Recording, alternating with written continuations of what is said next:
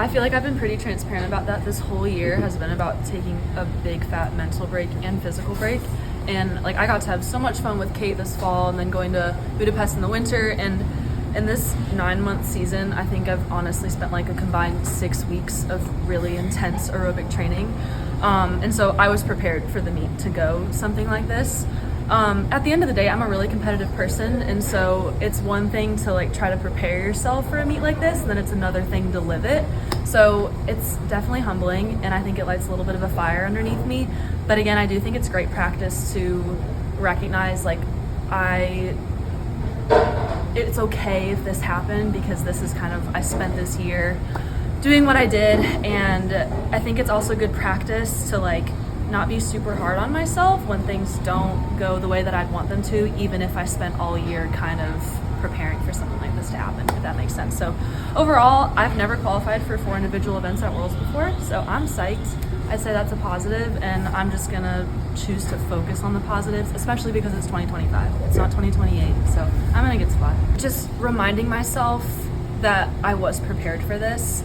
And again, I did mention like I'm so competitive, right? And so I think after like the 2 fly, right, like getting out touched, I'm like, gosh, like on the national level, I'm not used to that, bluntly, right? And I think it's so great to look at it from a perspective of like, okay, there are heaps and heaps of talented people who will, you know, move ahead of you if you're not like on your A game 100% of the time. And instead of being like, shoot, like that was such a bad swim for me, oh my, like, you know, it's okay to take a couple minutes to feel that way, and then after that I really tried to shape it into a more positive way and be like, wow, I'm being pushed not only on the international level but really on the national level as well.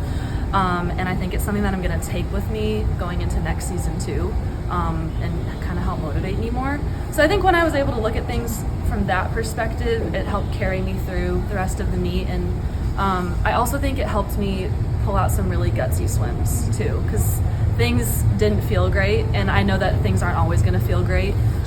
Like the 200 back was really tough to get through, but I'm really proud of myself. I like fight demons in that race a lot of the times just with my history, but I just think it taught me a lot about grit this week, so I will take it. 2 back I felt the most comfortable with for a while, I guess back in the day.